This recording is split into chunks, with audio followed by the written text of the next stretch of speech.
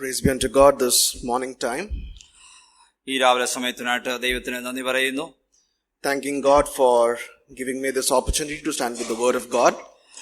ദൈവത്തിന്റെ വചനവുമായി നിങ്ങളുടെ മുമ്പിൽ നിൽപ്പാൻ തക്കവണ്ണം ദൈവം നൽകിയ സാഹചര്യത്തിനായിട്ട് ദൈവത്തിന് നന്ദി പറഞ്ഞുകൊള്ളു. And I also extend my thanks to the elders of this assembly for this opportunity given. ഈ അവസരം തന്നതിനായിട്ട് ഈ സഭയിലുള്ള എല്ലാ മൂപ്പന്മാർക്കും സഹോദരന്മാർക്കും എന്റെ നന്ദിയെ ഞാൻ അറിയിക്കുന്നു. Before I begin, I'll extend once again my family's gratitude and thanks for remembering us in your prayers.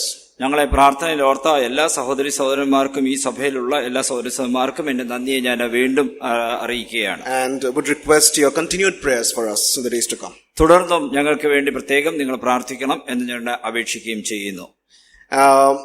I know I stand before a congregation that is well versed in the Holy Scriptures. ദൈവവചനത്തില് നല്ല ജ്ഞാനമുള്ള ഒരു സഭയുടെ മുമ്പാകെയാണ് ഞാൻ നിൽക്കുന്നത് എന്നുള്ള തികഞ്ഞ ബോധ്യം എനിക്കുണ്ട്. And I also understand that you are also being fed the word in the most powerful way by the most blessed servants of God. ദൈവത്തിന് അനുഗ്രഹിക്കപ്പെട്ട ദൈവദാസന്മാര് നിങ്ങൾക്ക് ദൈവത്തിന്റെ വചനം അനുഗ്രഹകരമായിട്ട് നിങ്ങൾക്ക് തരുന്നുണ്ടെന്നുള്ളതും എനിക്ക് നന്നായി അറിയാം. And therefore the thoughts I wish to share today may not be new to one of us, but may serve as a reminder or a refresh in our lives in the days to come. ഒരുപക്ഷെ ഞാനിത് നിങ്ങളോട് പങ്കുവെക്കുന്നതായിരിക്കുന്ന ആലോചന അത് ഒരുപക്ഷെ പുതിയതായിരിക്കണമെന്നില്ല, എങ്കിലും അത് ഒന്നുകൂടെ ഓർമ്മപ്പെടുത്തുന്ന രീതിയിലായിരിക്കാനായിട്ട് ഞാൻ ആഗ്രഹിക്കുന്നു. And that remains my prayer and hope this morning. ഇന്ന് രാവിലെയുള്ള എന്റെ പ്രാർത്ഥനയും എന്റെ ആഗ്രഹവും അതാണ്. I'll start with the human analogy that we often overlook. നാം ചിലപ്പോഴൊക്കെ നമ്മൾ വിട്ടുകളയുന്നതായിരിക്കുന്ന ഒരു ഉദാഹരണം ഞാൻ നിങ്ങളോട് പറയുവാനായിട്ട് ആഗ്രഹിക്കുന്നു. We sometimes forget that the human life is very frail. മനുഷ്യ ജീവിതം എന്നുള്ളത് വളരെ നൈമിഷികമാണ് എന്നുള്ളത് പലപ്പോഴും നാം മറന്നുപോകുന്ന കാര്യമാണ്. I don't know how many of you would know, but there is a person called Brian Johnson. He's from California. കാലിഫോർണിയയിൽ നിന്നുള്ള ബ്രാൻ ജോൺസൺ എന്നൊരു വ്യക്തിയെ കുറിച്ച് ഒരുപക്ഷെ നിങ്ങൾക്കറിയാമായിരിക്കും. He's a billionaire and an entrepreneur. അദ്ദേഹം ഒരു വലിയ കോടീശ്വരനും ഒരു സംരംഭകനുമാണ്. He started a project called Project Blueprint last year. കഴിഞ്ഞ ആഴ്ച അദ്ദേഹം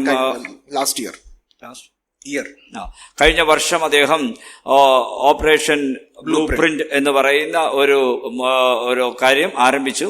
He is trying to find solutions to defy death. മരണത്തെ തോൽപ്പിക്കുവാനുള്ള ചില കാര്യങ്ങളെ ഒന്ന് കണ്ടുപിടിക്കുവാനായിട്ട് ശ്രമിക്കുന്നതിന്റെ ഭാഗമായിട്ടാണ് ഇത് അദ്ദേഹം ആരംഭിച്ചത്. He is pouring millions into treating his own body so that he can reverse aging and thereby defy death.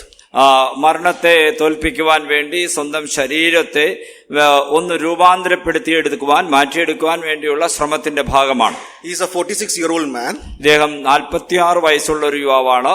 Right now, because of the treatments, the doctors say he has a body of an 18-year-old guy. പല ചികിത്സകളുടെയൊക്കെയും ഫലമായിട്ട് അദ്ദേഹത്തിന്റെ വയസ്സ് 18 തോന്നിപ്പിക്കുന്ന രീതിയിൽ ആക്കിയിട്ടുണ്ട്. And his fundamental is that death should not be a mandatory end, but should be a choice for humankind. മരണം എന്നുള്ളത് സ്വാഭാവികമായിരിക്കുന്ന ഒരു പരിണിത ഫലമായിരിക്കണം എന്നില്ല, അല്ലാതെ അത് തീരുമാനം എടുത്തുകൊണ്ട് മരണത്തിലേക്ക് പ്രവേശിക്കുന്ന രീതിയിലേക്ക് മാറ്റണം എന്നാണ് അദ്ദേഹം ആഗ്രഹിക്കുന്നത്. It should become an option for man. മനുഷ്യന് ഒരു തെരഞ്ഞെടുപ്പിന്റെ മരണം എന്നുള്ളത് ഒരു തെരഞ്ഞെടുപ്പിന്റെ ഭാഗമായിട്ടാണ് അദ്ദേഹം കാണുന്നത്. But in all this is overlooking the frailty of human life. മനുഷ്യന്റെ നൈമിഷികമായിരിക്കുന്ന താൽക്കാലികമായിരിക്കുന്ന ജീവിതത്തെ കുറിച്ചാണ് അദ്ദേഹം അതിൽ ചിന്തിക്കുന്നത്. We plan so many things in our lives and yet we forget that the human life is frail.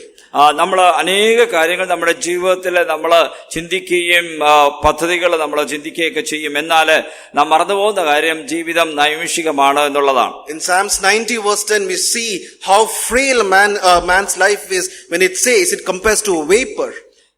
ഒരു നീരാവിയെ പോലെ അല്ലെങ്കിൽ മഞ്ഞുതുള്ളി പോലെയൊക്കെയാണ് ജീവിതം എന്ന് അവിടെ നമ്മുടെ സങ്കീർത്തനത്തിൽ നമുക്ക് കാണുവാനായിട്ട് കഴിയും. Just last week we read the news about what happened in Delhi.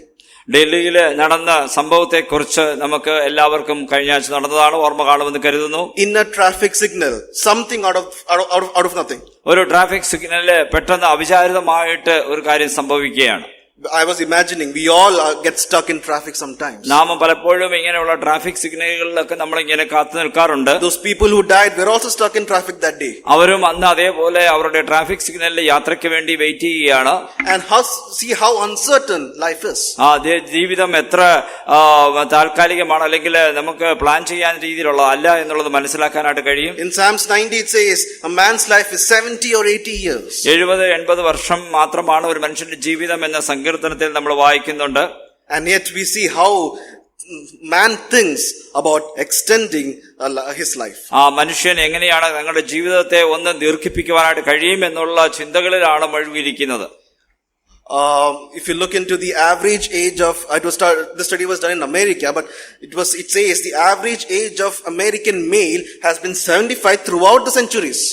നൂറ്റാണ്ടുകളായിട്ട് അമേരിക്കയിലുള്ള ജനത്തിന്റെ ജീവിത ദൈർഘ്യം 65 വയസ്സാണ്. 75 വയസ്സാണ്.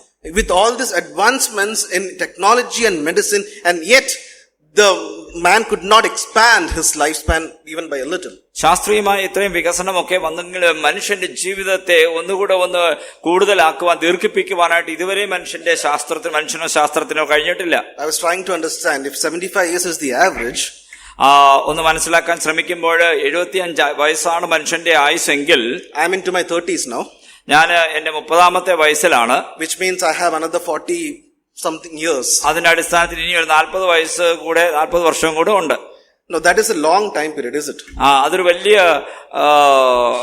ദീർഘമായ ഒരു കാലയളവായിട്ട് തോന്നുന്നു. I would say I have 40 more years to live. എനിക്കിനി 40 വർഷം കൂടെ ജീവിക്കാനുണ്ടല്ലോ.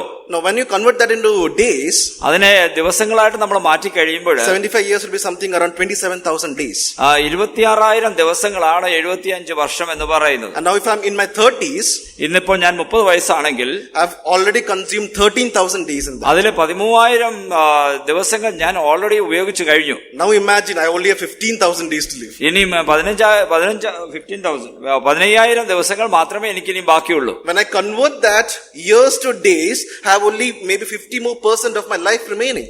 ഇനി വർഷങ്ങളെ നമ്മൾ ദിവസങ്ങളായിട്ട് മാറ്റി കഴിയുമ്പോൾ എനിക്ക് ഇനി കുറച്ചും കൂടെ ആളുകളെ ഒരു 50% ദിവസങ്ങൾ കൂടി എനിക്ക് ഉള്ളൂ ജീവിക്കാൻ. When we dig deeper, we understand how frail human life is. അങ്ങനെ നമ്മൾ ആഴത്തിൽ ചിന്തിക്കുമ്പോൾ എത്ര താൽക്കാലികമാണ് നമ്മുടെ ജീവിതം എന്നുള്ളത് മനസ്സിലാക്കാനായിട്ട് കഴിയും. In this very limited life, ഇങ്ങനത്തെ ഒരു ചുരുക്കമായിരിക്കുന്ന ഈ കാലയളവില് the life we live, does it matter to God and to man? ദൈവത്തിന് മനുഷ്യർക്കും അത് ഒരു പ്രാധാന്യമുള്ളതായിരിക്കണം എന്ന് ഞാൻ പറയുകയാണ്. That is the question. അതൊരു ചോദ്യമാണ്.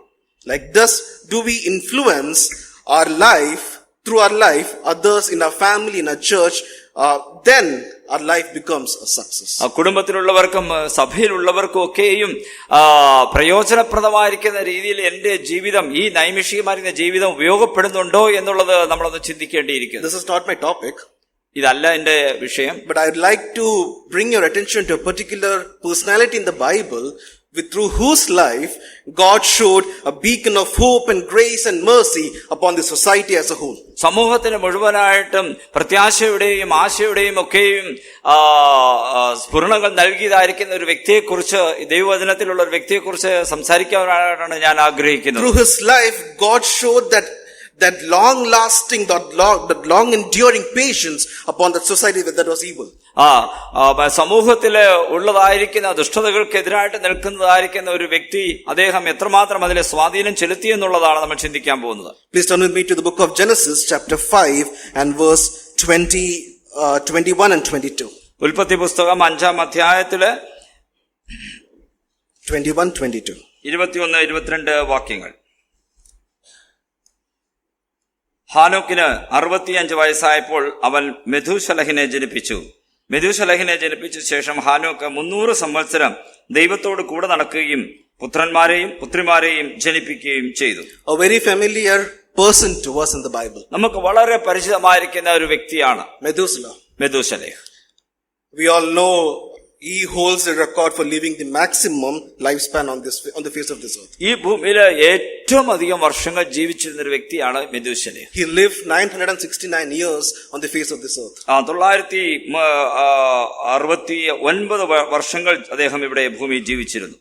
Almost 1,000 years, almost a millennia this person lived. ഏകദേശം 1000 വർഷം അദ്ദേഹം ഈ ഭൂമിയിൽ ജീവിച്ചിരുന്നു. And I was wondering why. ഞാൻ ആലോചിക്കുകയായിരുന്നു, അത്ഭുതപ്പെടുകയാണ്, എന്താണ് ഇതിന് സംഭവിച്ചതിന് കാരണം. Why did God kept this man as alive for 969 years, longer than any human being recorded in the Bible? വേദപുസ്തകത്തിൽ രേഖപ്പെടുത്തിയിരിക്കുന്നതിൽ ഏറ്റവും കൂടുതൽ വർഷം ജീവിച്ചിരുന്ന 969 വർഷങ്ങൾ ജീവിച്ചിരുന്ന ഒരു വ്യക്തിയെ എന്തിനാണ് ദൈവം അങ്ങനെ ദീർഘിപ്പിച്ചത് എന്ന് ഞാൻ ആലോചിക്കുകയായിരുന്നു. We see Enoch named his son Methuselah. Enoch named his son Methuselah. ആനോക്ക് തന്റെ മകന് മെഥൂശലേഹ് എന്ന് പേരിട്ടു. When we look into the meaning of the name, നമ്മൾ ആ വാക്കിന്റെ അർത്ഥം, മെഥൂശലേഹ് എന്നുള്ള വാക്കിന്റെ അർത്ഥം നോക്കുമ്പോൾ, there are different Bible scholars describe the meaning differently, but all come to a common conclusion, which is his death shall bring forth. പല അർത്ഥങ്ങളും പല വ്യാഖ്യാതാക്കൾക്കും നൽകിയിട്ടുണ്ട്. എങ്കിലും ഒരു പ്രധാനപ്പെട്ട ഒരു അർത്ഥം എന്ന് പറയുന്നത് അദ്ദേഹത്തിന്റെ ജീവിതാന്ത്യത്തിൽ his death shall bring forth. അദ്ദേഹത്തിന്റെ മരണം ചില കാര്യങ്ങളെ കൊണ്ടുവരും, ഉൽപ്പാദിപ്പിക്കും എന്നുള്ളതാണ്. What will his death bring forth? എന്താണ് തന്റെ മരണം കൊണ്ടുവരാനായിട്ട് പോകുന്നത്? If you look into the timeline, അത് നമ്മൾ അദ്ദേഹത്തിന്റെ ജീവിത വർഷങ്ങൾ നാം നോക്കുമ്പോൾ, the year he died, the floods came into the world. അദ്ദേഹം മരിച്ച ദിവസം ഭൂമിയില് ജലപ്രളയം സംഭവിച്ചു. So what will his death bring forth? അങ്ങനെ അദ്ദേഹത്തിന്റെ ജീവിതം കൊണ്ട് എന്താണ് സംഭവിച്ചത്? It will bring forth God's judgment upon the face of this earth. ദൈവത്തിന്റെ ന്യായവിധി ഈ ഭൂമിയിലേക്ക് കൊണ്ടുവന്നത് അദ്ദേഹത്തിന്റെ മരണത്തിന്റെ സമയത്താണ്. And therefore, when God said, you name him Methuselah, he will be a beacon of hope and grace and mercy that I'll show upon this evil society.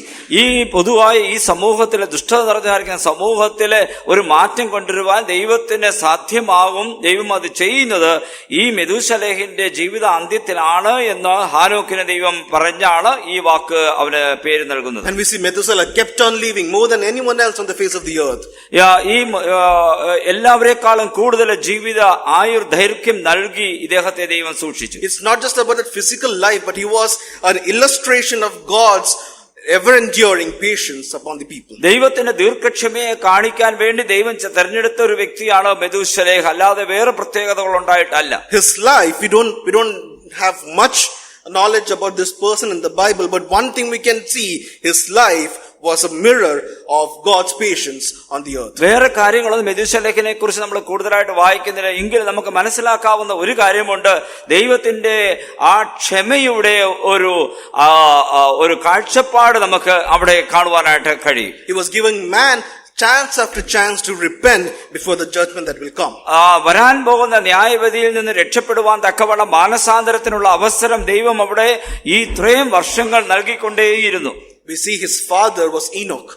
അദ്ദേഹത്തിന്റെ പിതാവ് ഹാനോക്ക്. I would like to share some simple thoughts on how a person's life can influence others. ഒരു മനുഷ്യന്റെ ജീവിതം മറ്റുള്ളവരെ എങ്ങനെ സ്വാധീനിക്കും എന്നുള്ളത് ഹാനോക്കിനോടുള്ള ബന്ധത്തിൽ ചില കാര്യങ്ങൾ ഞാൻ ഇന്ന് സംസാരിക്കാനായിട്ട് ആഗ്രഹിക്കുന്നു. We just read in verse 21 that at 65 years of age Enoch had Methuselah. 21-ാമത്തെ വാക്യത്തിൽ വായിക്കുമ്പോൾ 65 വയസ്സായപ്പോഴാണ് ഹാനോക്കിന് മെഥൂശലേഹ് ജനിക്കുന്നത്. We don't have much record of how Enoch was as a person in the first 65 years of his life. ഈ 65 വർഷം എങ്ങനെയായിരുന്നു ഹാനോക്ക് ജീവിച്ചു എന്നുള്ളതിനെ കുറിച്ച് രേഖകളില്ല. We can assume he was a righteous man. എന്നാൽ നമുക്ക് അദ്ദേഹം ഒരു നീതിമാനായിരുന്നു എന്ന് നമുക്ക് ധരിക്കുവാനായിട്ട് കഴിയും. Because if he had to name his son Methuselah, definitely he would have an encounter with God. ദൈവവുമായിട്ട് ഒരു ബന്ധം അദ്ദേഹത്തിന് ഉണ്ടായിരുന്നുകൊണ്ടാണല്ലോ ഒരു പക്ഷേ മെഥൂശലേഹ് എന്നുള്ള പേര് തന്നെ മകനിടാനായിട്ട് കാരണം. At 65 years Enoch had Methuselah. At 65 years, Enoch had Methuselah. ഈ 65 വർഷത്തിലാണ്, 65 വർഷം കഴിഞ്ഞപ്പോഴാണ് ഹാനോക്കിന് മെഥൂശലേഹ് ജനിക്കുന്നത്. Then we read, he walked with God for the next 300 years. അതിനുശേഷമുള്ള 300 വർഷം ഹാനോക്ക് ഇവിടെ ദൈവത്തോട് കൂടെ നടക്കുകയാണ്. We should check why did he do that. എന്തുകൊണ്ടാണത് അങ്ങനെ ചെയ്തത് എന്നുള്ളത് നമ്മളൊന്ന് ആലോചിക്കണം. Why did he walk with God for 300 years after his son was born to him? അദ്ദേഹത്തിന്റെ മകൻ ജനിച്ചതിന് ശേഷം 300 സംവത്സരം എന്തുകൊണ്ട് അദ്ദേഹം യഹോവയുടെ കൂടെ നടന്നു? He named his son Methuselah. അവൻ മെഥൂശലേഹ് എന്ന് പേരിട്ടതിന് കാരണം, which means a judgment is going to come upon the face of the earth. ഈ ഭൂമിയിലെ ദൈവത്തിന്റെ ന്യായവിധി വരാൻ പോകുന്നു എന്നുള്ളതിന്റെ അടയാളമാണ്. And therefore, out of that fear, he walked with God. അതുകൊണ്ട് ആ ഭയത്തില് ദൈവത്തോട് കൂടെ ഹാനോക്ക് നടന്നു. He corrected his life, he aligned to the will of God, and he was walking with God. ദൈവത്തിന്റെ ഹിതപ്രകാരം തന്റെ ജീവിതത്തെ ക്രമീകരിക്കുവാനായിട്ട് ഹാനോക്കിന് കഴിയും. He lived his life in fear of God and in the pleasure and will of God, in deep relationship with God. ദൈവത്തോടുള്ള ഭയത്തിലും ദൈവവുമായിട്ടുള്ള അത്യധികമായിരിക്കുന്ന ആഴത്തിലുള്ള ബന്ധവും കൊണ്ട് ഈ ഹാനോക്കിന്റെ ജീവിതം സമ്പുഷ്ടമായിരുന്നു. When he was looking at his son every day, I was imagining he would look at his son and says, my son's death is going to bring a great judgment on തന്റെ മകനെ നോക്കി ഓരോ ദിവസവും തന്റെ മകനെ നോക്കിയിട്ട് അദ്ദേഹം ചിന്തിക്കും, ഇതാ ഇവന്റെ മരണം ഇവിടെ ഭൂമിയിൽ ഒരു ന്യായവിധി കൊണ്ടുവരാനായിട്ട് പോകുകയാണ്. Humanly, I was thinking, what if his son falls and probably he will get a mini heart attack? He's going to die. If he dies, തന്റെ മകനെ നോക്കുമ്പോഴോ അല്ലെങ്കിൽ മകൻ ഒന്ന് വീഴുകയോ വല്ലതും ചെയ്തു കഴിഞ്ഞാൽ അല്ലെങ്കിൽ എന്തെങ്കിലും അസുഖം വന്നു കഴിഞ്ഞാൽ ഉടനെ ആ ഹാനോക്ക് വിചാരിക്കും, അവന്റെ മരണം സംഭവിച്ചാൽ ഉടനെ ഭൂമിയിൽ ന്യായവിധി വരുമല്ലോ.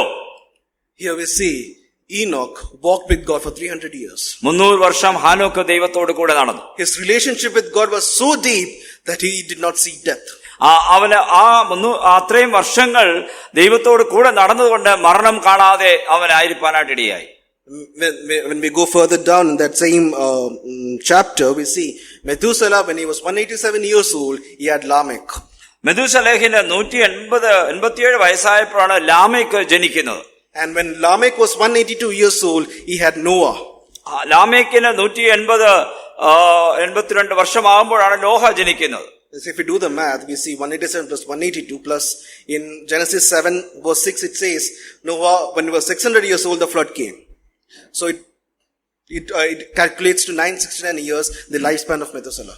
ഇങ്ങനെ നമ്മൾ ആ തലമുറകളുടേത് നമ്മൾ ഒന്ന് കൂട്ടി നമ്മൾ നോക്കിക്കഴിഞ്ഞാൽ നമുക്ക് വളരെ വ്യക്തമായി മനസ്സിലാകും.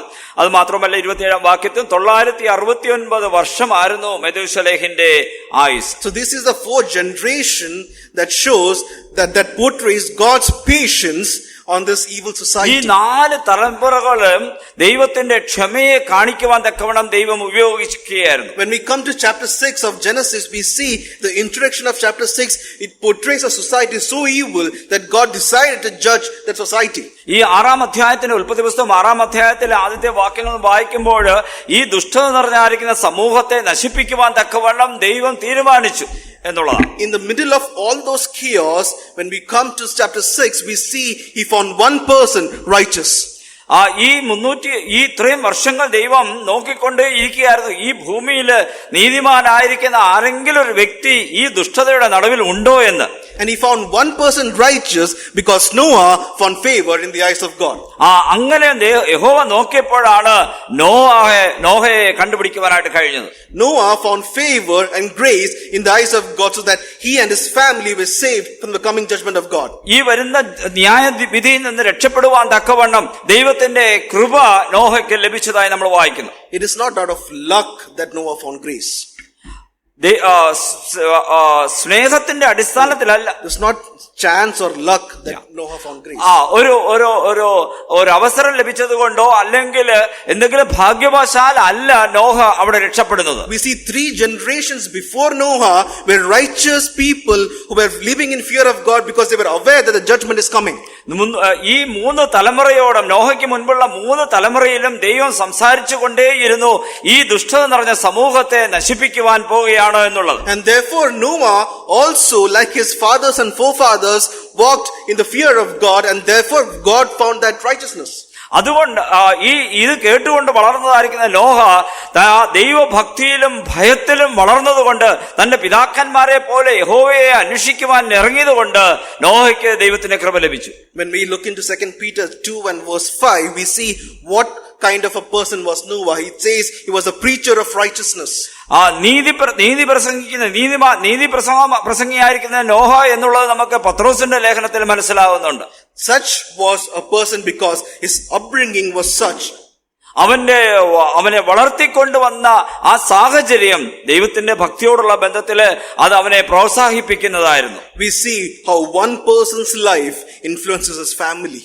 നോക്കുക, ഒരു വ്യക്തി ആ കുടുംബത്തെ മുഴുവൻ അതിലെ മേലെ സ്വാധീനം ചെലുത്തുകയാണ്. Methuselah was chosen as a beacon of God's mercy and grace, and we see his family line was preserved in the judgment. ആ ദൈവത്തിന്റെ സ്നേഹത്തെയും ദൈവത്തിന്റെ സഹിഷ്ണുതയും കാണിക്കുവാൻ വേണ്ടി മെഥൂശലേഖനെ ദൈവം തെരഞ്ഞെടുത്തെങ്കിൽ അത് ആ തലമുറയോട് ദൈവം കാണിച്ചതായിരിക്കുന്ന കൃപയാണ് അവരോട് അത് പ്രദർശിപ്പിക്കുകയായിരുന്നു. Methuselah, as he walked on the face of the earth, was portraying God's grace and mercy and love and compassion on the society. ദൈവത്തിന്റെ കൃപയും ദൈവത്തിന്റെ സ്നേഹവും ദൈവത്തിന്റെ സഹിഷ്ണുതയും ഒക്കെയും ആ സമൂഹത്തെ നേർക്ക് കാണിക്കുവാനായിട്ട് ദൈവം ഉപയോഗിച്ച വ്യക്തിയാണ് മെഥൂശലേഖൻ. When the floods came on the face of the earth in chapter 7, 7-ാം അധ്യായത്തിൽ വരുമ്പോൾ ഈ ദൈവം ഈ ഭൂമിയിൽ ജലപ്രളയത്തെ അയക്കുമ്പോൾ we see there was ample amount of warnings before that as well. ആ സമയത്ത് പോലും ന്യായവിധിക്ക് തൊട്ടു മുമ്പ് പോലും ദൈവം ആവശ്യമായിരിക്കുന്ന വാർണിംഗ് അവിടെ നൽകിക്കൊണ്ടേയിരുന്നു. 4 generations preached God's warning of the coming judgment. ഈ 3-4 തലമുറകളോളം ദൈവത്തിന്റെ മുന്നറിയിപ്പ് ഈ ന്യായവിധിയെ കുറിച്ചുള്ളത് നൽകിക്കൊണ്ടേയിരിക്കുകയായിരുന്നു. And yet the society was so evil that they did not pay heed that coming judgment of God. എന്നാൽ ദൈവത്തിന്റെ ആ മുന്നറിയിപ്പിനെ അവഗണിച്ചുകൊണ്ട് ജീവിച്ചതായിരിക്കുന്ന ഒരു സമൂഹമായിരുന്നു അന്നുണ്ടായിരുന്നു. Imagine that people of that time. അന്നത്തെ ആ സാഹചര്യങ്ങളിലേക്ക് നമ്മളൊന്ന് ചിന്തിച്ചാൽ These people, they cannot imagine that something like water can create a flood and destroy the face of the earth. ആ ഭൂമിയിൽ ഇങ്ങനെ ഒരു ജലപ്രളയം ഉണ്ടാകുവാൻ ഒരു സാധ്യതയും ഇല്ല എന്നുള്ളതായിരുന്നു അവിടെയുള്ള ജനങ്ങൾ അവർ പരിചയപ്പെട്ടിരുന്ന കാര്യങ്ങളിൽ നിന്ന് മനസ്സിലാക്കിയിരുന്നു. They have not seen what flood is. ഒരു ജലപ്രളയം എന്താണെന്നുള്ളത് അവര് ജീവിതത്തിൽ കണ്ടിട്ട് പോലുമില്ല. Therefore, when Noah was preaching that the judgment of God is coming, they cannot just imagine that, and therefore they did not pay heed to that. അവർ ഒരുപക്ഷെ അവർക്ക് ചിന്തിക്കുവാൻ പോലും ഒരു കഴിയാത്ത ഒരു കാര്യമായിരുന്നത് കൊണ്ടാണ് ദൈവത്തിന്റെ ഈ മുന്നറിയിപ്പിനെ അവർ അവഗണിക്കുവാനായിട്ട് കാരണം. And I was wondering how similar it is in today's times. ഇന്നത്തെ സാഹചര്യങ്ങളുമായി നാം നോക്കുമ്പോൾ അത് എത്രമാത്രം നമുക്ക് മനസ്സിലാക്കാനായിട്ട് കഴിയുമെന്ന് ഞാൻ ചിന്തിക്കുകയാണ്. It is so hard to convince the people of this world that there is a judgment coming. ഇനി ഒരു ദൈവത്തിന്റെ ന്യായവിധി ഭൂമിക്ക് നേരെ വരുമെന്നുള്ളത് ഇന്നത്തെ കാലത്തെ ജനങ്ങളെ നമുക്ക് ബോധ്യപ്പെടുത്തുവാൻ വളരെ ബുദ്ധിമുട്ടാണ്. Because they have not seen what something like that means, so therefore it's very hard to believe. അങ്ങനെയുള്ള ഒരു സാഹചര്യം അവർ ഇതുവരെ കണ്ടെത്തുവാൻ കഴിയാത്തത് കൊണ്ട് അത് വിശ്വസിക്കുവാൻ അവർക്ക് വളരെ ബുദ്ധിമുട്ടാണ്. The people of this world, they are just overlooking the fact that God is going to come to judge the world. ദൈവം ഈ ഭൂമിയെ ന്യായവിധിക്കുവാനായിട്ട് വരുന്നു എന്നുള്ള കാര്യത്തെ ഈ ഭൂമിയിലെ ജനങ്ങൾ നമ്മൾ മുന്നറിയിപ്പ് കൊടുത്താലും അത് അവഗണിക്കുകയാണ്. But when it comes to us as people of God, എന്നാൽ ദൈവമക്കളെ സംബന്ധിച്ചിടത്തോളം how often are we also overlooking the grace of God? ഒരുപക്ഷെ നമ്മളും ആ ദൈവത്തെ നമ്മളത് അവഗണിക്കാതിരിക്കുവാനായിട്ട് നമുക്ക് ഇടയായി തീർന്നു. അത് ദൈവത്തിന്റെ മഹത്വമാണ്. We often overlook the grace of God. We often overlook the grace of God. ദൈവത്തിന്റെ കൃപയെ ചില സമയങ്ങളിലൊക്കെ നാം അവഗണിക്കാറുണ്ട് എന്നുള്ളത് സത്യമാണ്. God brings Methuselahs in our life through various means to show that we need to correct our lives and repent and turn back to God. നമ്മുടെ ജീവിതത്തെ ഒന്ന് ക്രമം തെറ്റിക്കിടക്കുകയാണെങ്കിൽ അത് ശരിയാക്കുവാനായിട്ട് ദൈവം അനേക മുന്നറിയിപ്പുകൾ നമ്മുടെ ജീവിതത്തിൽ ദൈവം നൽകിക്കൊണ്ടിരിക്കുകയാണ്. He brings Methuselahs in our life to make us understand that while you have time, repent and come back. ദൈവത്തിന്റെ സന്നിധിയിലേക്ക് ഒരു തിരിച്ചുവരവ് ആവശ്യമാണ്. അത് മെഥൂശലേഖന്റെ ആ വാക്കിൽ കൂടി ആ ജീവിതത്തിൽ കൂടി കാണിച്ച പോലെ ഇന്നും നമ്മളോട് ദൈവം അത് നമുക്ക് മുന്നറിയിപ്പ് തന്നുകൊണ്ടിരിക്കുകയാണ്. How often we overlook that grace. എന്നാൽ ആ ദൈവത്തിന്റെ ആ കൃപയെ നമ്മൾ പലപ്പോഴും ഒഴിവാക്കി കളയുന്നവരാണ്. Forget the world. Even we just cannot imagine that there is a judgment coming.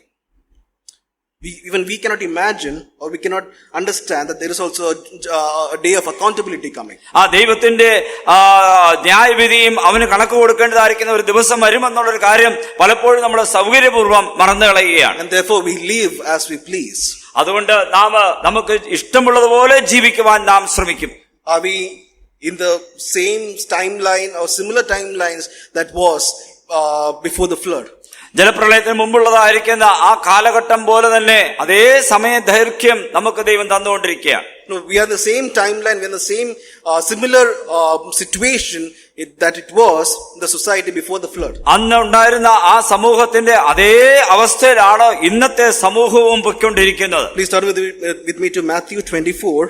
Mathai സുവിശേഷം 24-ാം അധ്യായം verse 37 to 39. 37 മുതലുള്ള വാക്യങ്ങൾ. 37 to 39. 27 മുതൽ 39 വരെ. 37 to 39. 37 മുതൽ 39 വരെയുള്ള വാക്യങ്ങൾ. ആ നാളും നാഴികയും സംബന്ധിച്ചോ എന്റെ പിതാവ് മാത്രമല്ലാതെ ആരും സ്വർഗത്തിലെ ദൂതന്മാരും പുത്രനും കൂടെ അറിയുന്നില്ല. നോഹയുടെ കാലം പോലെ തന്നെ മനുഷ്യപുത്രന്റെ വരവുമാകും. ജലപ്രളയത്തിന് മുമ്പുള്ള കാലത്ത് നോഹ പെട്ടകത്തിൽ കയറിയ നാൾ വരെ അവർ തിന്നും കുടിച്ചും വിവാഹം കഴിച്ചും വിവാഹത്തിന് കൊടുത്തും പോന്നു. Here we see, like in the days of Noah. നോഹയുടെ കാലം പോലെ let me tell you this, we are in the days of Noah. നമ്മളും ആ ദിവസങ്ങളെ പോലെ തന്നെയാണ് നമ്മളും There are ജീവിക്കുന്നത്. signs to determine if you are in the days of Noah. പല കാര്യങ്ങളിൽ കൂടി നമുക്കത് മനസ്സിലാക്കുവാനായിട്ട് കഴിയും. When we come back to chapter 6 of Genesis, ഉൽപ്പത്തി പുസ്തകം 6-ാം അധ്യായത്തിലേക്ക് നമ്മൾ കടന്നു വരുമ്പോൾ the first initial set of verses explains what was it in the times of Noah. നോഹയുടെ സമയത്ത് എന്താണ് നടന്നതെന്നുള്ളത് ആദ്യത്തെ വാക്യത്തിൽ തന്നെ നമുക്ക് കാണാനായിട്ട് തുടങ്ങും. And I would like to just share some few simple thoughts from the initial verses of how the society during Noah looked like. അന്നത്തെ സമൂഹം എങ്ങനെയായിരുന്നു എന്നുള്ളതിന്റെ ആ സമൂഹത്തിന്റെ ഒരു പരിചയം നമുക്ക് അവിടെ 6-ാം അധ്യായം 1-2 വാക്യങ്ങൾ കാണാനായിട്ട് കഴിയും. In verse 1, we see the people began to multiply. ആ മനുഷ്യൻ ഭൂമിയിൽ പെരുകി തുടങ്ങി എന്ന് നമ്മളിവിടെ കാണുന്നു. We see a population explosion in that society. ഒരു സമൂഹത്തില് ജനസംഖ്യ അത്യധികമായിട്ട് വർദ്ധിക്കുന്ന ഒരു രംഗമാണ്. What kind of society was that? അതെങ്ങനെയുള്ള ഒരു സമൂഹമായിരുന്നു? When we go to chapter 4, we see the descendants of Cain. ആ 4-ാം അധ്യായത്തിൽ വരുമ്പോൾ കയീന്റെ സന്തതികളാണോ എന്ന് നമുക്ക് അറിയാനായിട്ട് കഴിയും. In that descendants of Cain, we see a person called Lamech from the line of Cain. കയീന്റെ വംശാവലിയിൽ Lamech എന്നൊരു വ്യക്തിയെ നമുക്ക് അവിടെ കാണാൻ കഴിയും. He had 3 children. ലാമേക്കിന് 3 പുത്രന്മാരുണ്ടായിരുന്നു. The names are Jubal and Tubal Cain. അവിടെ അവരുടെ 3 പേരുടെയും പേര് നമുക്ക് അവിടെ കാണാനായിട്ട് കഴിയും. In verse 19 and verse 21. 19 വാക്യങ്ങളിൽ അവിടെ യാബാൽ, പിന്നെ യൂബാൽ, പിന്നെ തൂബൽകൈ. Three children of Lamech from the line of Cain. കയീന്റെ വംശാലിൽപ്പെട്ട ലാമേക്കിന് 3 പുത്രന്മാരായിരുന്നു. We see Cain, he walked away from the persons of God and he rose up a generation that was so evil in the sight of God. കയീൻ ദൈവത്തിന്റെ സന്നിധിയിൽ നിന്ന് പുറപ്പെട്ടു പോയി അകന്നു പോയിട്ട് ഇവിടെ അവന്റെ വംശാവലിയില് അനേക ജനങ്ങൾ ഉൽപാദിതമായി അവരെല്ലാം ദുഷ്ടത നിറഞ്ഞവരായിരുന്നു. We see these 3 children especially because they set the foundations for the society in chapter 6. 6-ാം അധ്യായത്തിൽ കാണുന്ന ആ സമൂഹത്തിന്റെ പിതാക്കന്മാരെന്നറിയപ്പെടുന്നവരെ നമുക്ക് ഇവിടെ കാണാനായിട്ട് ഈ 3 പേരിൽ കാണാനായിട്ട് കഴിയും. The first child, he was the father of entrepreneurship. We see he was involved in tents and livestock. അവന് ആ മൂത്ത മകൻ യാബാല് അവൻ സംരംഭങ്ങളുടെ ഒരു പിതാവെന്ന് പറയാനായിട്ട് കഴിയും. അവിടെ നമ്മൾ വായിക്കുമ്പോൾ അവന് കൂടാരവാസിയും പശുപാലകന്മാർക്കും പിതാവായി തീർന്നു എന്നുള്ള വാക്കുണ്ട്. The second son was the master of entertainment. രണ്ടാമത്തെ ആള് എന്റർടൈൻമെന്റിന്റെ അല്ലെങ്കിൽ music and entertainment. സംഗീത കാര്യങ്ങളുടെ ഒരു പിതാവായിട്ട് അല്ലെങ്കിൽ അതിന്റെ ഒരു ഉപജ്ഞാതാവായിട്ട് നമുക്ക് അവിടെ കാണാനായിട്ട് കഴിയും. The third child was into metals and bronze and iron, which shows a defense kind of a mechanism that was created. മൂന്നാമത്തെ ആളെ കുറിച്ച് വായിക്കുമ്പോൾ മകനെ കുറിച്ച് വായിക്കുമ്പോൾ അവന് പ്രതിരോധ ശേഷിയുള്ള അല്ലെങ്കിൽ അങ്ങനെയുള്ള ഉപകരണങ്ങളൊക്കെയും തയ്യാറാക്കുന്ന ഒരാളായിട്ട് നമുക്ക് അവിടെ കാണാനായിട്ട് കഴിയും. And these are the 3 things a society needs to survive. ഇന്ന് നമ്മൾ കാണുന്ന സമൂഹത്തിന്റെ 3 ഘട്ടങ്ങൾ 3 തലങ്ങളാണ് നമ്മൾ അവിടെ കാണുന്നത്. One is livelihood. ഒന്ന് ജീവിത സന്ധാരണത്തിനുള്ള കാര്യങ്ങൾ. Second is entertainment. 2 വിനോദങ്ങൾ. Third is protection. 3 നമ്മുടെ പ്രതിരോധം. This comprises a society, and this is the exact society we see in chapter 6. ഇന്ന് കാണുന്ന സമൂഹത്തിന്റെ അതേ കാര്യങ്ങൾ നമുക്ക് അവിടെ കാണാനായിട്ട് ലക്ഷണങ്ങൾ അവിടെ കാണാനായിട്ട് കഴിയും. And since these are coming from the descendants of Cain, we can assume safely that these were pure people, pure evil people. ഇത് കയീനിൽ നിന്ന് വന്നതായതുകൊണ്ട് നമുക്കറിയാം അത് എത്രമാത്രം ഏത് രീതിയിൽ ദുഷ്ടത നിറഞ്ഞതാണെന്നുള്ളത്. We just saw in the first verse there was a population explosion. 1-ാമത്തെ വാക്യത്തിൽ നമ്മൾ 6-ാം അധ്യായം 1-ാമത്തെ വാക്യം കണ്ടത് അവിടെ ഒരു ജനസംഖ്യ വിസ്ഫോടനം നടക്കുന്നു. We read in Matthew that as in the days of Noah. Mathai സുവിശേഷം നമ്മൾ വായിച്ചത് അന്ന് നോഹയുടെ കാലത്തിൽ നടന്നതുപോലെ എന്ന്. And today do we not see a population explosion, especially in this country? Population explosion, people multiplying. ജനങ്ങൾ വർദ്ധിക്കുന്ന ഒരു രംഗം നമുക്ക് പല രാജ്യങ്ങളിലും കാണുവാനായിട്ട് കഴിയും. We see so much discrimination in foreign lands because they think their rights are being taken by immigrants. പല രാജ്യങ്ങളിലും അവിടെ കുടിയേറിയവർക്ക് നേർക്കുള്ളതായിരിക്കുന്ന ആക്രമണങ്ങൾ കാണുമ്പോൾ നമുക്കറിയാം എത്രമാത്രം ഈ ജനങ്ങൾ വർദ്ധിക്കുന്നു, അവരങ്ങോട്ട് പോകുന്നു എന്നുള്ളത്. With the betterment of medicine and technology, human lifespan has bettered in the past years. വൈദ്യശാസ്ത്രത്തിൽ വന്നിട്ട് വലിയ മുന്നേറ്റ നിമിത്തമായിട്ട് ആയുർദൈർഘ്യം വർദ്ധിച്ചുകൊണ്ടിരിക്കുകയാണ്. And therefore man tends to live little longer than what it was previous years. മുൻപ് ഉണ്ടായിരുന്നതിനേക്കാളും ഇന്ന് ജനങ്ങൾ കൂടുതൽ ജീവിക്കുന്ന ഒരു സാഹചര്യമാണ് ഉണ്ടായിരിക്കുന്നത്. We see the people began to multiply in Noah's time. നോഹയുടെ കാലത്ത് പോലെ ജനങ്ങൾ സംഖ്യയുടെ വർധനവ് നമുക്ക് ഇവിടെ കാണാനായിട്ട് കഴിയും. In verse 2 we see a moral degradation. രണ്ടാമത്തേതായിട്ട് നാം കാണുന്നത്, ഇവിടെ രണ്ടാം വാക്യത്തിൽ നാം കാണുന്നത് ഇവിടെ ധാർമ്മികമായിരിക്കുന്ന ഒരു അധപ്പതനമാണ്. No morality whatsoever. ഒരു ധാർമ്മികതയും ഇല്ലാത്ത ഒരു കാലഘട്ടം. No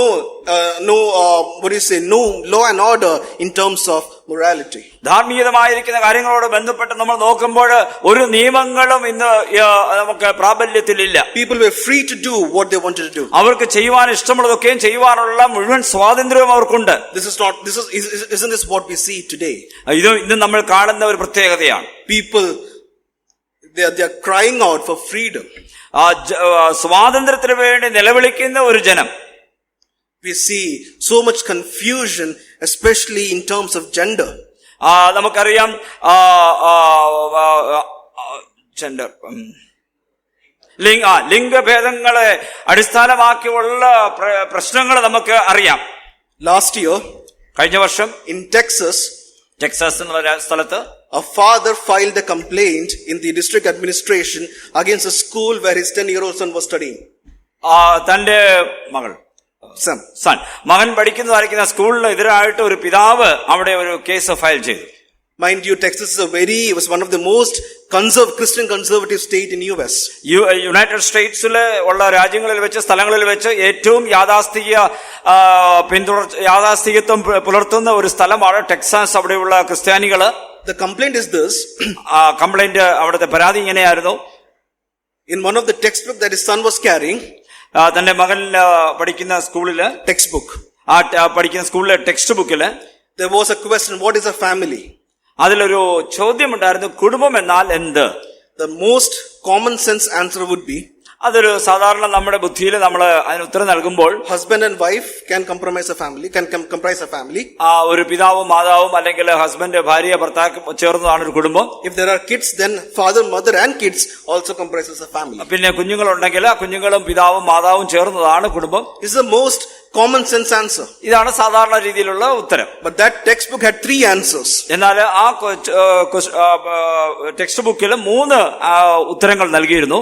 2 fathers and kids comprise a family. 2 പിതാക്കന്മാരും ഒരു കുഞ്ഞും ഒരു കുടുംബമായി തീരാം. 2 mothers and kids comprise a family. 2 മാതാക്കളും അല്ലെങ്കിൽ 2 സ്ത്രീകളും ഒരു കുഞ്ഞുമായാലും ഒരു കുടുംബമാകാം. A father and mother and kids also comprise a family. പിതാവും മാതാവും കുഞ്ഞുങ്ങളും ചേർന്നത് ഒരു കുടുംബം. 3 ഓപ്ഷൻസ് ആണ്. Imagine the kind of confusion that has been fed to a 10-year-old boy. ഇങ്ങനെ ഒരു 10 വയസ്സുള്ള ഒരു കുഞ്ഞിന് നൽകുന്നതായിരിക്കുന്ന ചിന്തകൾ എന്താണെന്ന് നമ്മൾ മനസ്സിലാക്കുക.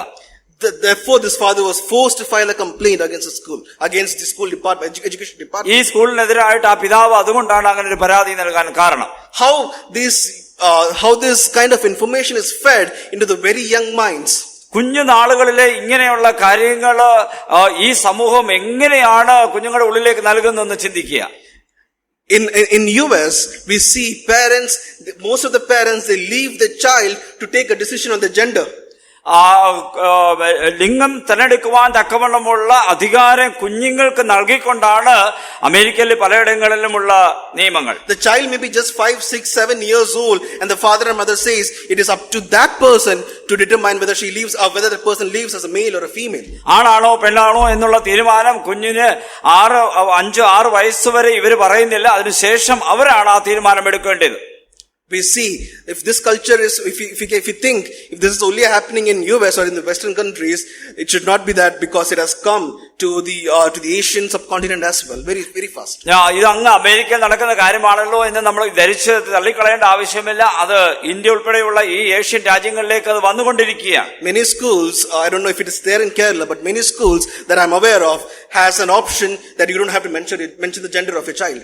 കുഞ്ഞിന്റെ ഏത് ആണാണോ പെണ്ണാണോ എന്ന് രേഖപ്പെടുത്താനുള്ള ആ കാര്യം ഓപ്ഷൻ അതില്ലാതെയാണ് പല സ്കൂളുകളിലും പ്രവേശനം നടക്കുന്നത്. It's an option. If you want to mention, you can mention, or else you can leave it. വേണമെങ്കിൽ നിങ്ങൾക്ക് അത് മെൻഷൻ ചെയ്യാം, ഇല്ലെങ്കിൽ അത് വേണ്ട എന്നും വെക്കാം.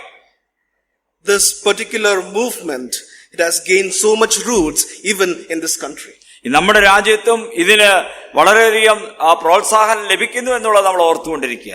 Last year, Organizer it's a mouthpiece of a very prominent political group in this country. They published a report. ഇന്ത്യയിലെ ഒരു പ്രമുഖ രാഷ്ട്രീയ പാർട്ടിയുടെ മുഖപത്രമായിരിക്കുന്ന ഓർഗനൈസറിൽ ഇങ്ങനെ ഒരു കാര്യം അവർ എഴുതിയിരുന്നു. Every June, everywhere in globally, there is something called as Pride Month. ഈ ലോകത്തിലെ മുഴുവൻ തന്നെ ഉള്ള ഒരു പ്രസ്ഥാനമാണ് പ്രൈഡ് മൂവ്മെന്റ് എന്ന് പറയുന്നത്. It is celebrated in the month of June every year. ഒരു മാസം അതിനുവേണ്ടി അവർ ആഘോഷിക്കാനായിട്ട് ജൂൺ മാസം അതിനുവേണ്ടി തിരഞ്ഞെടുത്തിരിക്കുന്ന മാസമാണ്. And the report says how it was a choice initially, has become a mandatory choice in the workplaces today. ഒരു പക്ഷേ അത് ഒരു അവരവരുടെ തീരുമാനത്തിന് തിരഞ്ഞെടുപ്പിന്റെ അടിസ്ഥാനത്തിലുള്ള ഒരു കാര്യമായിരുന്നത് ഇന്ന് നിർബന്ധപൂർവ്വം അടിച്ചേൽപ്പിക്കുന്ന രീതിയിലേക്ക് ആ കാര്യങ്ങൾ വന്നിരിക്കുക. How companies enforce this particular celebration upon all the employees. ആ ഒരു കമ്പനിയിലുള്ള എല്ലാ എംപ്ലോയീസിനും അത് ചെയ്യുവാൻ തക്കണം നിർബന്ധിക്കുന്ന രീതിയിൽ, ആഘോഷിക്കുവാൻ നിർബന്ധിക്കുന്ന രീതിയിലേക്ക് കാര്യങ്ങൾ പോയിരിക്കുക. If you do not follow those, then you are looked as an anti-liberal. നിങ്ങളത് അനുസരിക്കുന്നില്ല എന്നുണ്ടെങ്കിൽ നിങ്ങൾ സ്വാതന്ത്ര്യത്തിന് എതിരായിട്ട് പ്രവർത്തിക്കുന്ന ആളായിട്ടാണ് നിങ്ങളെ അറിയപ്പെടുന്നത്. This report was published by a political party's report. ഇത് രാഷ്ട്രീയ പാർട്ടിയുടെ ഒരു റിപ്പോർട്ടാണ് നമ്മളിപ്പോൾ കേട്ടത്. Imagine if certain sections of society are concerned because of this, how much more should we be concerned of our generation? നാം നമ്മുടെ സമൂഹത്തെ, നമ്മുടെ തലമുറയെ കുറിച്ച് നാം എത്രമാത്രം ഇതിനെക്കുറിച്ച് ചിന്തിക്കേണ്ടിയും നമ്മൾ അതിനെ കാര്യഗൗരവത്തോടെ കാണുകയും വേണമെന്നുള്ളത് നമ്മൾ ഓർക്കണം. It should be taught in our institutions. നമ്മുടെ സ്ഥാപനങ്ങളിൽ ഇക്കാര്യത്തെ പഠിപ്പിക്കേണ്ടിയിരിക്കുന്നു. The other information is freely available to them. മറ്റു വിവരങ്ങളൊക്കെ അവർക്ക് എവിടെ നിന്ന് വേണമെങ്കിലും ലഭിക്കും. There has to be a counterbalance, or else we'll lose the generation. നമ്മൾ അതിനെ ഒന്ന് പരിഹരിക്കാനായിട്ട് നമ്മൾ ശ്രമിച്ചില്ല എന്നുണ്ടെങ്കിൽ നമ്മുടെ സമൂഹം, നമ്മുടെ കാലഘട്ടം, നമ്മുടെ തലമുറ നമുക്ക് നഷ്ടമായി പോകും. We see the times of Noah, we see a moral degradation. നോഹയുടെ സമയത്ത് നടന്ന പോലെയുള്ള ധാർമ്മികമായിരിക്കുന്ന അധപ്പതനം. In verse 4 of this chapter, we see another aspect is called transhumanism. പിന്നെ നമ്മൾ കാണുന്ന 4-ാം വാക്യത്തിൽ അവിടെ കാണുന്നത് മനുഷ്യൻ ഇണയില്ല പിണ ചേരുന്നതിനെ കുറിച്ചാണ്. Playing around with the genes and DNA of a human being. മനുഷ്യന്റെ അടിസ്ഥാന അണുക്കളായിരിക്കുന്ന DNA-യിലൊക്കെയും അതില് സ്പർശിക്കുവാൻ തക്കവണ്ണം, അതിൽ ഇടപെടൽ നടത്തുവാൻ തക്കവണ്ണം ശാസ്ത്രം വളർന്നിരിക്കുകയാണ്. Transhumanism has gained so much prominence, especially in the last 5 to 10 years. കഴിഞ്ഞ 4-5 വർഷങ്ങൾക്കുള്ളിൽ ഈ ലിംഗഭേദമില്ലാത്ത ഒരു ജനറ്റിക്കലി അതിനെ മാറ്റുവാനായിട്ടുള്ള ശ്രമം നടക്കുകയാണ്. Raymond Kurzweil is an author and an American entrepreneur. ഒരു American സംരംഭകൻ. He published a book some years back which says the rise of spiritual machines. ആത്മീയ യന്ത്രങ്ങൾ എങ്ങനെ ഉൽപ്പാദിപ്പിക്കാം എന്നുള്ളതിനെ കുറിച്ച് അദ്ദേഹം ഒരു പുസ്തകം എഴുതി. He is envisioning a future where machines and humans can live as one body. മനുഷ്യനും യന്ത്രങ്ങളും ഒരുമിച്ച് ഒരേ ശരീരത്തിൽ വസിക്കുന്ന രീതിയിലുള്ള ഒരു തത്വം അദ്ദേഹം പറഞ്ഞു. Thereby prolonging man's life. അങ്ങനെ മനുഷ്യന്റെ ആയുസ്സിനെ വർദ്ധിപ്പിക്കുക.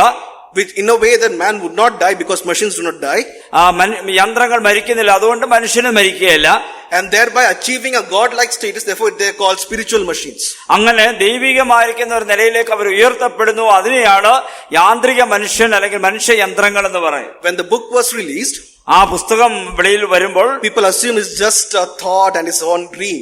അതൊരു വല്ലാത്ത ഒരു സ്വപ്നമാണ് എന്നാണ് ജനങ്ങളൊക്കെ വിചാരിച്ചത്. But if you look into today, എന്നാൽ ഇന്ന് നമ്മളത് കാണുന്നത് we see ഇങ്ങനെയാണ്. governments pouring millions and billions of dollars in studying the possibility of exploiting transhumanism. ഇങ്ങനെയുള്ള കാര്യങ്ങൾക്ക് വളരെയധികം പഠനം നടത്തുവാനായിട്ട് അനേക ഫണ്ട് അല്ലെങ്കിൽ ധനസഹായം നൽകുന്ന ഗവൺമെന്റുകളെ നമുക്ക് കാണാനായിട്ട് കഴിയും. I'm not simply saying this because I have a client who is into this.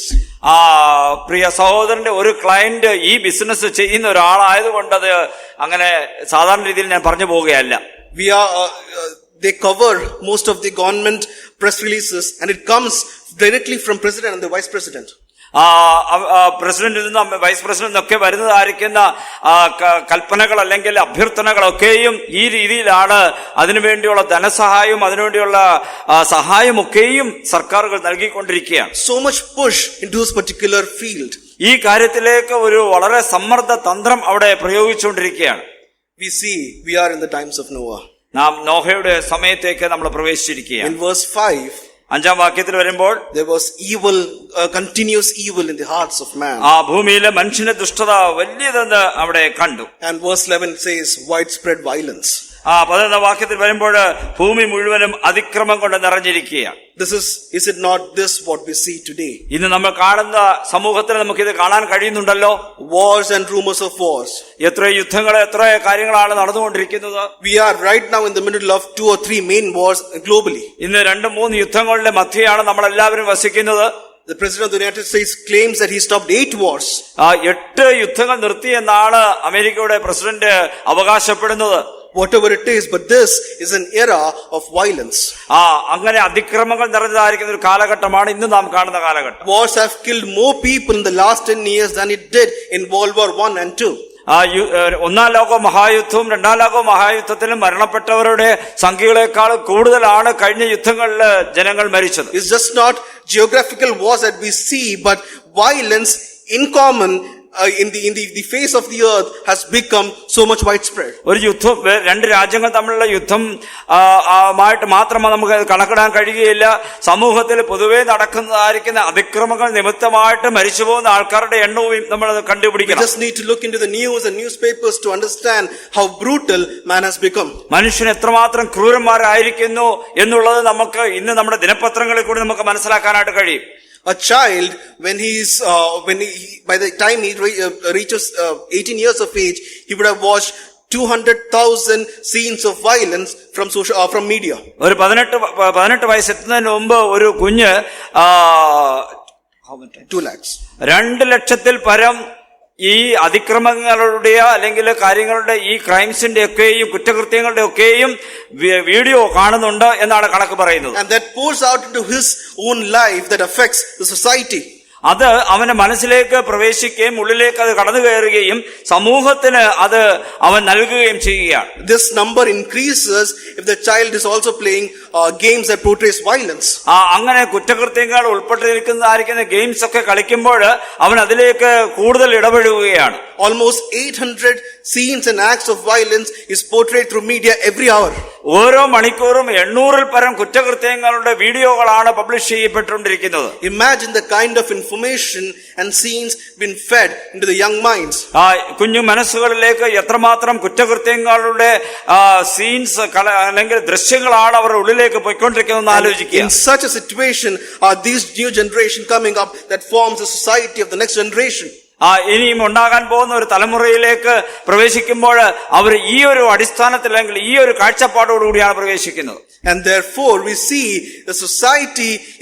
today's society is very similar to what it was during Noah's time. അതുകൊണ്ട് നമുക്ക് മനസ്സിലാക്കാൻ കഴിയും നോഹയുടെ സമയത്ത് ഉണ്ടായിരുന്ന കാലഘട്ടം പോലെ ഇന്നത്തെ കാലഘട്ടം മാറിയിരിക്കുന്നു എന്നുള്ളത്. In Matthew when we read, we see they were eating, drinking and marrying. Mathai സുവിശേഷം വായിക്കുമ്പോൾ അവർ തിന്നുക, കുടിക്കുക, ആനന്ദിക്കുക നമ്മൾ കാണുന്നുണ്ട്. It is a continuous tense.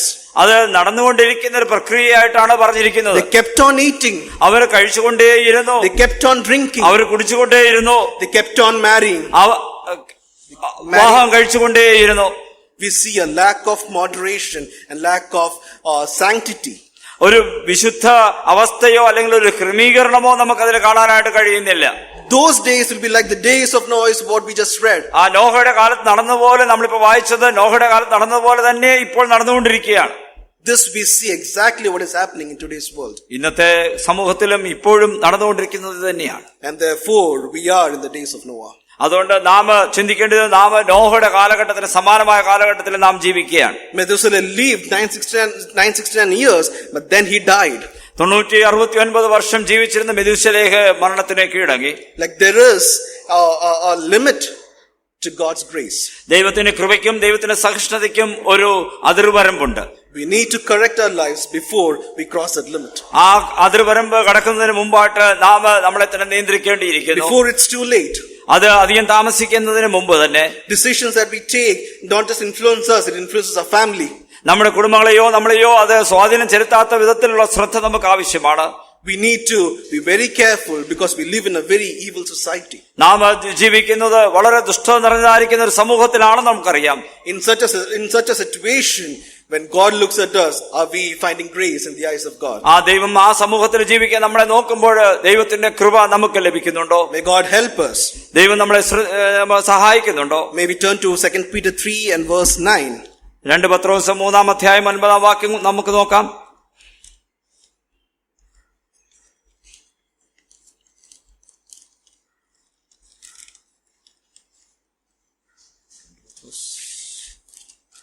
It says, "The Lord is not slack concerning his promise, as some count slackness, but is long-suffering towards us, not willing that any should perish, but that all should come to repentance."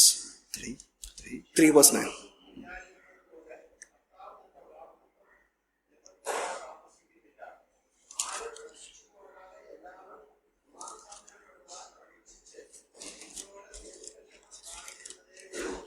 He is delaying his coming because he's long suffering. He wants us to repent. അവന് ദീർഘക്ഷമ നിമിത്തമായിട്ട് അവനിതാ നശിച്ചു പോകാതിരിക്കുവാൻ വേണ്ടി അവന് wait ചെയ്യുകയാണ്. But the day will come when he'll come. The day will come when he will come. ഒരു ദിവസമുണ്ട്, അന്ന് കർത്താവ് വരും. We have to stand before him. അവന് മുമ്പിൽ നാം നിൽക്കേണ്ടതായിട്ട് വരും. We have to give accounts. That is what is said in the Bible. വേദപുസ്തകത്തിൽ എഴുതിയിരിക്കുന്ന പോലെ നാം അവന്റെ മുമ്പിൽ കണക്ക് കൊടുക്കേണ്ടതായിട്ട് വരും. We cannot just state our accounts. We have to justify our accounts. നമ്മൾ കൊടുക്കുന്നതിനേക്കാൾ ഉപരിയായിട്ട് നമ്മുടെ കണക്കുകളെ നമ്മൾ സാധൂകരിക്കേണ്ടതായിട്ട് വരും. We have the time now. അതിപ്പോൾ നമുക്കുള്ള സമയമുണ്ട്. To correct our lives, to live a life according to the will and pleasure of God. ദൈവത്തിന് ഹിതകരമായിട്ടും ദൈവത്തിന് സന്തോഷപ്രദമായിട്ടുമുള്ള ഒരു ജീവിതം ക്രമീകരിക്കുവാൻ തക്കവണ്ണം നമുക്ക് സമയമുണ്ട്. Methuselah is a beacon hope of God's long suffering upon the people. ദൈവത്തിന്റെ ദീർഘക്ഷമയെ മെഥൂശലഹ് ആ പേരുകൊണ്ട് അന്വർത്ഥമാക്കിയെങ്കിൽ we have this time to correct our lives. നമുക്കിപ്പോൾ ഇതാ ആ ദൈവം ദീർഘക്ഷമയോട് ഇരിക്കുമ്പോൾ നമ്മുടെ ജീവിതത്തെ നമുക്ക് ക്രമീകരിക്കുവാനുള്ള സാവകാശമുണ്ട്. We are living in the times of Noah. നോഹയുടെ സമയത്ത് നാം ജീവിക്കുകയാണ്. We are living in the end times. നമ്മൾ ആ ദൈവം നൽകിയിരിക്കുന്ന അന്ത്യനാഴികയിലേക്ക് നാം എത്തിക്കൊണ്ടിരിക്കുകയാണ്. In Psalms 90 verse 12, the psalmist says, teach us to count, teach us number our days. നമ്മുടെ സമയങ്ങളെ, നമ്മുടെ ദിവസങ്ങളെ എണ്ണുവാൻ തക്കവണ്ണം കഴിയണമേ എന്ന് നമ്മൾ 90-ാം സങ്കീർത്തനത്തിൽ വായിക്കുന്നു. May we count our days. നമ്മുടെ ദിവസങ്ങളെ നമുക്ക് എണ്ണിക്കൊണ്ടിരിക്കാം, നാളുകളെ എണ്ണി ജീവിക്കാം. May we make it peaceful, successful in the eyes of God. ദൈവത്തിന്റെ കണ്ണുകളില് ഒരു വിജയിയായിട്ട് നമുക്കത് ചെയ്യുവാനായിട്ട് ഇടയാകട്ടെ. May our life influence others positively. നമ്മുടെ ജീവിതം മറ്റുള്ളവരുടെ ജീവിതത്തെ സ്വാധീനിക്കാൻ തക്കവണ്ണം പര്യാപ്തമായി തീരണം. May we lead many to God through our lives. നമ്മുടെ ജീവിതം വഴിയായിട്ട് അനേകരെ ക്രിസ്തുവിലേക്ക് കൊണ്ടുവരുവാൻ തക്കവണ്ണം കഴിയണം. May they be drawn out of that coming judgment and be with us in the paradise. നാം നമ്മുടെ അടുത്ത ന്യായവിധി വരുമ്പോഴേ നാം എടുത്തുകൊള്ളപ്പെട്ട് ദൈവത്തിന്റെ കൂടെ നമ്മളെ പർദീസയിൽ ആയിരിക്കുവാൻ. May God help us to correct our lives and live a life pleasing unto him the days to come. ഇനിയുള്ള ദിവസങ്ങളിൽ ദൈവത്തിന് പ്രസാദകരമായി ജീവിക്കുവാൻ തക്കവണ്ണം ദൈവം നമ്മളെ ഇടയാക്കട്ടെ. Because the time is short. നമുക്ക് ദിവസം കുറച്ചേ ഉള്ളൂ. May God help us. May his name be glorified. ദൈവം നമ്മളെ സഹായിക്കട്ടെ. ദൈവനാമം മഹത്വപ്പെടുമാറാകട്ടെ.